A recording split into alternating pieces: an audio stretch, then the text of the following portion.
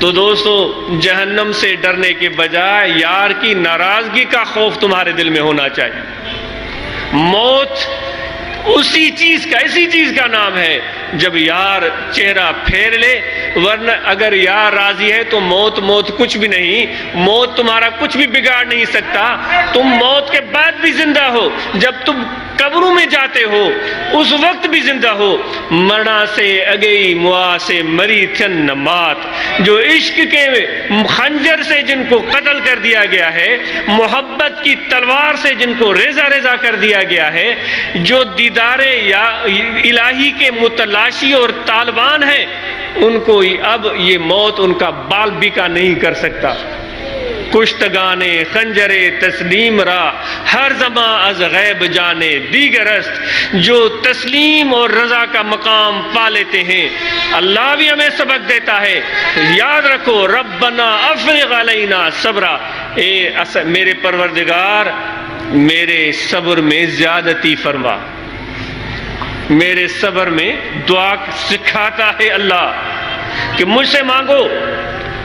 اللہ تعالیٰ یہ بھی سکھا سکتا تھا کہ مجھ سے مانگو کہ تکلیف میں کمی فرما۔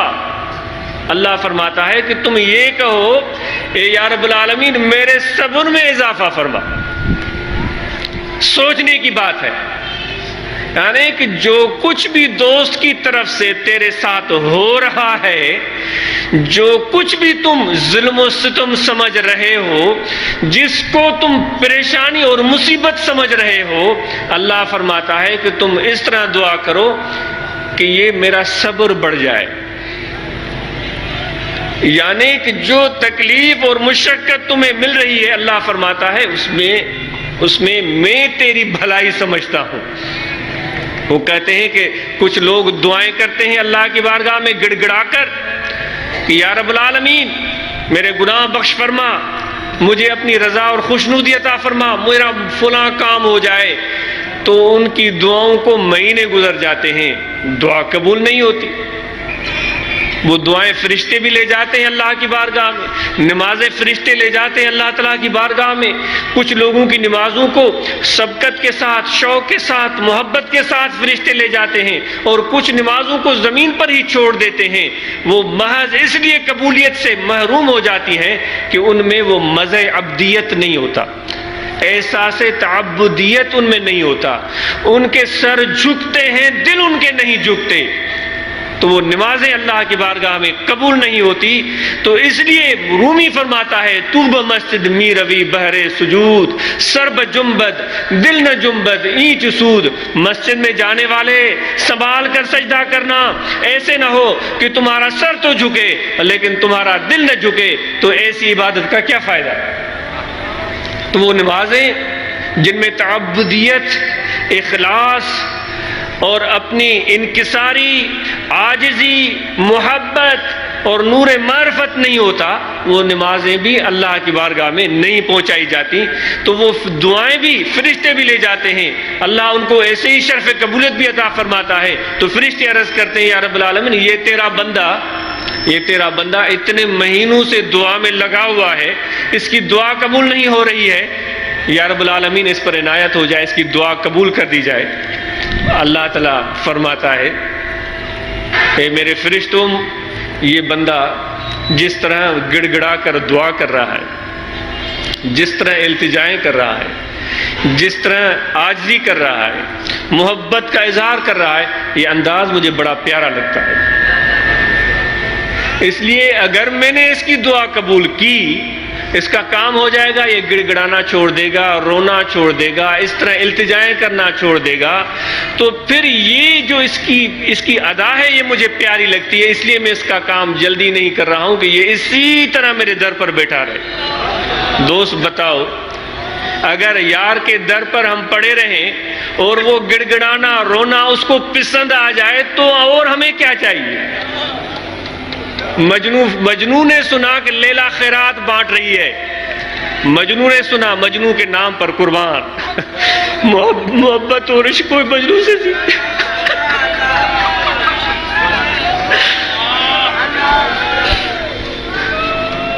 محبت اور عشق کوئی مجنو سے سیکھے۔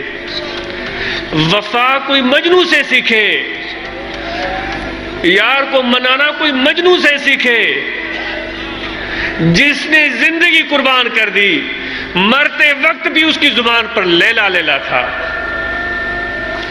لوگ اس سے پوچھتے تھے کہ کس طرف جانا ہے، وہ کہتا تھا لیلا، کیا کھانا ہے کہتا تھا لیلا، سونا ہے وہ کہتا تھا لیلا، تمہیں اور کیا چاہیے وہ کہتا تھا لیلا۔ کہتے ہیں قیامت کے دن، صوفی فرماتے ہیں، عاشق فرماتے ہیں، قیامت کے دن اللہ تعالیٰ مجنوں کو بلائے گا اپنی دربار میں۔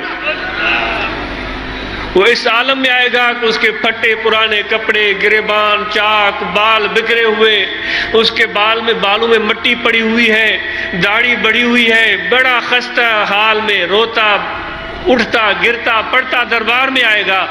تو اللہ فرمائے گا اپنے دوستوں سے، دیکھو اس عاشق کو، دیکھو اس عاشق کو جس نے ایک لیلا سے پیار کیا تھا، ایسی وفا نبھائی ہے، دنیا میں بھی اس کو لیلا یاد تھی، قبر میں بھی اس کو لیلا یاد ہے، اب حشر میں سب نظارے دیکھ رہا ہے پھر بھی اس کو لیلا یاد ہے۔ اے مجھ سے محبت کرنے والے، تم خود بتاؤ کیا تمہارا پیار اس طرح تھا مجھ سے جس طرح مجنوں کا لیلا سے پیار ہے؟ کیا تمہارا ایسا پیار تھا مجھ سے جتنا مجنوں سے لیلا کا پیار ہے کہ حشر میں بھی وہ لیلا لیلا پکار رہا ہے؟ یکے پرسید از مجنون غمگین، ز لیلا تو چمی خواہی اے مسکین، بخاک افتاد مجنون نگو سار، بدو گفتہ بگو لیلا دکھتا۔ مجنوں سے کسی نے پوچھا تھا کہ لیلا سے کیا چاہتا ہے؟ اتنے عالم، اتنے عاقل، ہوشیار، حسین، جمیل، لیلا سے کیا چاہتا ہے؟ لیلا کا نام سننا تھا، مجنوں بے ہوش ہو گیا۔ جب وہ ہوش میں آیا تو اس کو سامنے کھڑے ہوئے دیکھ کر کس نے کہا، کیا تو نے نام لیا تھا؟ میرا دل جو تھا وہ خوشی مسرت سے لبریز ہو گیا تھا، میں اس مسرت کو برداشت نہیں کر سکا، میں بے ہوش ہو گیا، بتاؤ وہ کیا نام تھا؟ وہ پھر کہتا ہے کہ بھائی لیلا سے کیا چاہتے ہو؟ تو از من چند مانا جوئے باشی، ترائی بس کے لیلا گوئے باشی۔ مجھ سے پوچھتے ہو کہ لیلا میں کیا ہے، میں تمہیں کہتا ہوں کہ لیلا کا نام محبت سے لے کر تو دیکھو۔ ہمارے سندھ کی مشہور داستان ہے جس کو ہمارے حضور مراقبے میں بھی پڑھتے تھے، تقریر میں بیان کرتے تھے کہ وہ سسوی ایک عورت تھی جو ٹٹا کی رہنے والی، اس کی محبت ہو گئی بلوچ قوم کے ایک شخص پنو سے جو سردار کا بیٹا تھا، بلوچستان سے آیا تھا۔ اس کی شادی بھی ہوئی لیکن اس کے بھائی آ گئے، وہ عطر فروش تھا، وہ عطر بیچنے آیا تھا سندھ، اس کے بھائی آئے، اس کو پکڑ کر لے گئے، سسی کو چھوڑ دیا۔ وہ حضرت بٹائی رحمۃ اللہ علیہ فرماتے ہیں کہ وہ بیچاری ایک کمزور عورت اتنی محبت میں پکی اور سچی تھی کہ اپنے اس شوہر کی تلاش میں جس سے اس کی محبت تھی گھر سے نکل پڑی۔ جبلوں کی پرواہ نہیں، درندوں کی پرواہ نہیں، وہ چلتے چلتے چلتے سندھ سے گزرتے ہوئے، بٹائی صاحب تو ان پیچروں سے گزرے تھے، وہ جا کر کہیں دور بلوچستان کے علاقے میں پہنچ گئی تھی۔ ہمارے حضور فرماتے تھے کہ وہ اتنا پیار تھا اس کا پنو سے، وہ جب مر رہی تھی وہ عورت، تم مرد ہو، طاقتور سمجھتے ہو، اپنے آپ کو پختہ سمجھتے ہو، وہ عورت مر رہی تھی، اسرائیل سامنے کھڑا ہے، اس کا دم نکال رہا ہے۔ ہمارے حضور فرماتے تھے، اچھے اسرائیل ستی جاگائی سسی تی ڈوڑائے دلیل تپن لمانو موکلیو۔ وہ اسرائیل کھڑا ہے، سانس نکال رہا ہے، وہ اس کو امید بھری نظروں سے دیکھ رہی ہے کہ میرے پنو کا قاصد ہوگا، میرے پنو کا قاصد ہوگا۔ موت سے ڈری نہیں، کوئی خوف ہی نہیں۔ بھائی جو ایک عورت جب اتنی ثابت قدمی دیکھا ہے تو جو خدا کے عاشق ہے، اللہ کے عارف ہے، ان کی ثابت قدمی کا کیا عالم ہونا چاہیے۔ ان الذين قالوا ربنا الله ثم استقاموا تتنزل عليهم الملائكة الا تخافوا ولا تحزنوا وابشروا بالجنة۔ وہ تو خوش ہوگا۔ الموت جسر یسل المحب الی المحبوب، موت تو ایک پل ہے جو عاشق کو محبوب سے ملانے کا ایک ذریعہ ہے اور کچھ بھی نہیں۔